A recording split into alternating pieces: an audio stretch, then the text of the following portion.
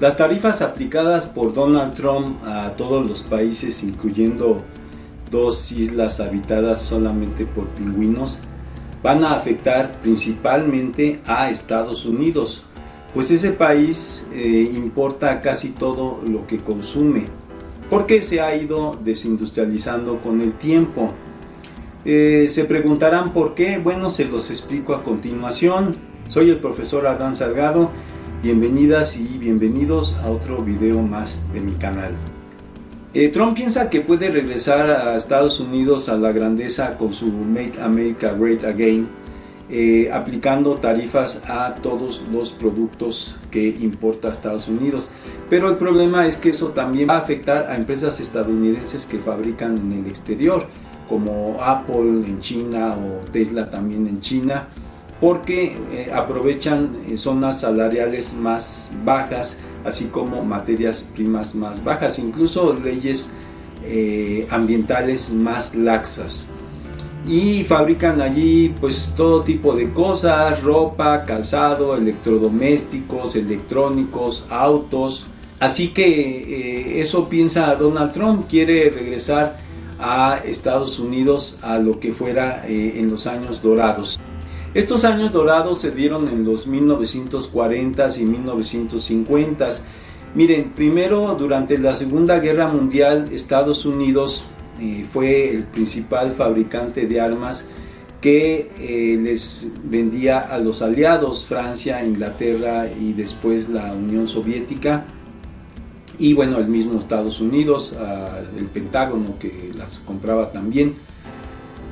Fue un gran negocio, ¿no?, que incluso benefició a México, porque México le surtía materias primas como aceros y cosas así, que eran necesarios precisamente para fabricar armas.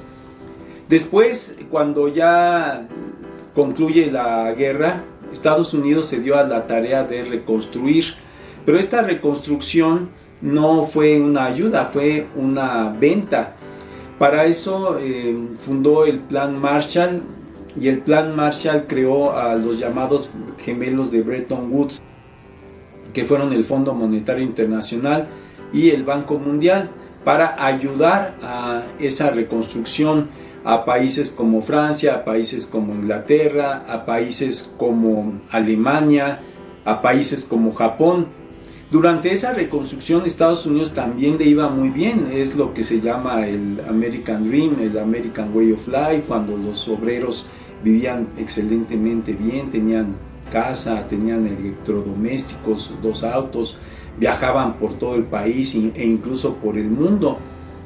Sin embargo, a finales de los 1950s, cuando Europa y Japón ya casi estaban reconstruidos, la economía estadounidense se vio muy afectada, pues dejaron de comprar muchas cosas que le compraban durante la reconstrucción.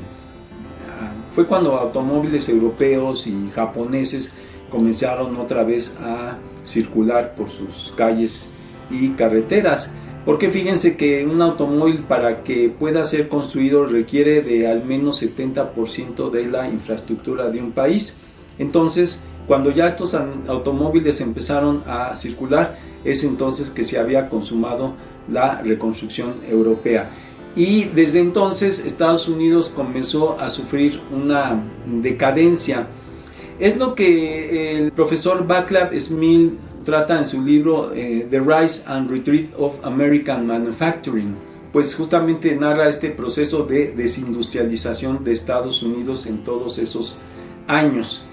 Y se dio por 2 cosas. Una, porque bueno, las empresas estadounidenses, para seguir siendo competitivas, prefirieron llevarse sus empresas, deslocalizarse, como se llama, a otros países, tales como México o como China, que en ese entonces, en los años 60, 70, pues era un país pues muy barato de invertir. La segunda estrategia fue que comenzó Estados Unidos a dejar de producir artículos que ya se hacían incluso más baratos y hasta podían comprarse más baratos de países como China o Japón o como México. Sobre todo porque los economistas estadounidenses, como señala Smil, dijeron que era preferible fabricarlos en otros lados a seguirlos haciendo en Estados Unidos porque salía incluso más caro y además era mucho más contaminante. Entonces fue que esas dos estrategias se comenzaron a aplicar y Estados Unidos empezó con esa desindustrialización. Y eso es lo que ha sucedido y que seguramente Donald Trump ha querido, digamos, rescatar, porque fíjense que en su primera campaña visitó una planta de lo que fuera la automotriz Packard en Detroit. Detroit era el centro casi mundial de la fabricación automotriz. Entonces dijo él en ese momento, cuando visitó esa abandonada fábrica, que iba a rescatarla. Y eso es lo que está tratando de hacer con su loco plan. Pero fíjense, es algo imposible porque, como ya han dicho muchos analistas estadounidenses, no es posible que de la noche a la mañana, en unos cuantos meses, por ejemplo, empresas de Estados Unidos, por ejemplo, automotrices que tienen aquí en México como Ford o General Motors, las desarmen y las vuelvan a reconstruir en Estados Unidos. Bueno, ni siquiera que las desarmen, sino que aquí ya las dejen abandonadas, las vendan y allá vuelvan a construir nuevas. Es un proceso que llevaría por lo menos años, 5, 6 o más años, ¿sí? En el mejor de los casos, y en el peor pues llevaría más. Pero por otro lado, nada garantiza que las tarifas se sigan manteniendo altas, o que Donald Trump en cierto momento se haya dado cuenta de ese horror, las quite, y entonces todos los esfuerzos que estas empresas hicieron por establecerse de nueva cuenta en Estados Unidos se vengan abajo. Y eso podría suceder. Sin embargo, es algo que ahorita por lo pronto dice Donald Trump, que todo va a suceder bien, que quizás haya algunos sacrificios, pero que todo va a pedir de boca. Lo cual no es cierto, porque fíjense que ya muchos consumidores estadounidenses, sobre todo los de ingresos más bajos, están sufriendo las consecuencias.